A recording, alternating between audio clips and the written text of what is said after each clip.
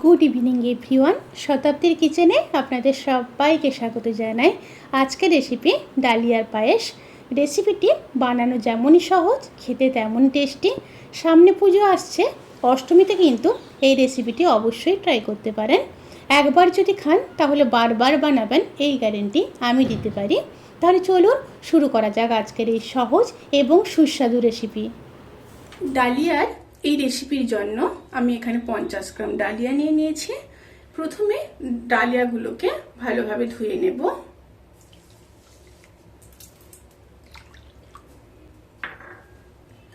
হাত দিয়ে দলে দলে ডালিয়াগুলোকে কিন্তু খুব ভালোভাবে ধুয়ে নিতে হবে। আমি 3 থেকে 4 বার ডালিয়াগুলোকে খুব ভালোভাবে ধুয়ে নেব, তারপর ফিরে আসছি।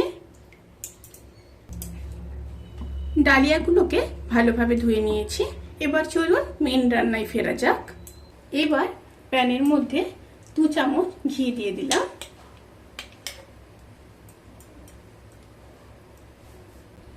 ঘিটা মেল্ট হয়ে গেছে। এরপর কিছুটা কাজু ভেজে নেব। প্রথমে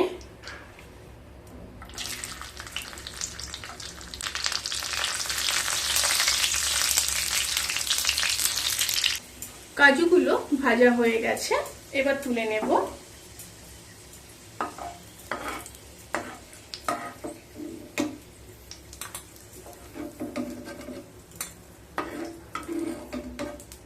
এবার কিছুটা কিশমিশ ভেজে নেব।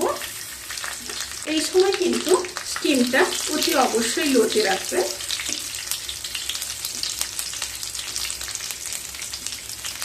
কিশমিশগুলো ভাজা হয়ে গেছে, এবার কিশমিশগুলোকে তুলে নেব।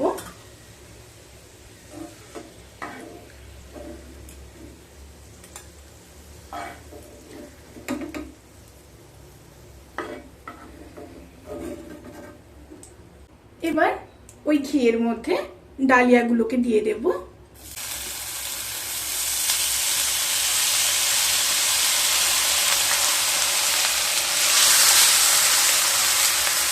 ডালিয়াগুলোকে দিয়ে 1 থেকে 1.5 মিনিট খুব ভালোভাবে ডালিয়াগুলোকে ভেজে নেব। ডালিয়া যাতে কাঁচা গন্ধটা না থাকে সেইটা অবশ্যই খেয়াল রাখতে হবে। ডালিয়াগুলো খুব সুন্দরভাবে ভাজা হয়ে গেছে, ডালিয়া থেকে কাঁচা গন্ধটাও চলে গেছে। এরপর আমি দুধ দিয়ে দেব। এখানে দুধ আছে 500 ml। এবার ডালিয়ার সাথে খুব ভালোভাবে মিশিয়ে নেব।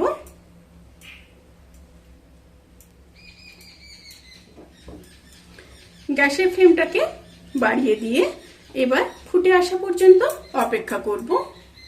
এবার তেজপাতা দিয়ে দেব একটা। এরপর স্টিমটাকে লো করে ডালিয়াটা সেদ্ধ হয়ে আসা পর্যন্ত অপেক্ষা করব।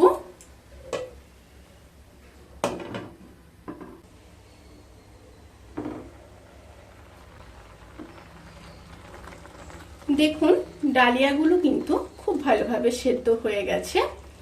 এরপর ভেজে রাখা কাজু আর কিশমিশগুলোকে দিয়ে দেব, দিয়ে মিশিয়ে নেব। আর দিয়ে দেব প্রায় 30 গ্রাম মতো কনডেন্স মিল্ক। এক্ষেত্রে আপনারা চিনি কিংবা মধু ব্যবহার করতে পারেন। মিষ্টির পরিমাণটা আপনারা বুঝে দেবেন। আবারও মিশিয়ে নেব।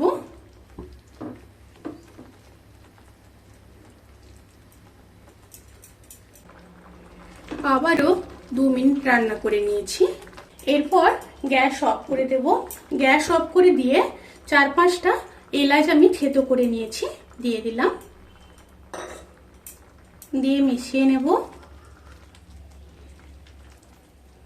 এবার ঠান্ডা করে নিয়ে তারপর সার্ভ করব। ডালিয়ার পায়েস কিন্তু সার্ভ করার জন্য একদম রেডি। ভিডিওটি কেমন লাগলো প্লিজ কমেন্ট করে জানাতে কিন্তু ভুলবেন না। যদি ভালো লেগে থাকে তাহলে সাবস্ক্রাইব করে পাশে থাকা বেল আইকন প্রেস করে নোটিফিকেশান অল করে রাখবেন। তাতে করে আমি যত রেসিপি দেব সমস্ত লিঙ্ক আপনাদের কাছে পৌঁছে যাবে। আপনারা সবাই ভালো থাকবেন, সুস্থ থাকবেন, সাবধানে থাকবেন। আজকের মতো এই পর্যন্ত।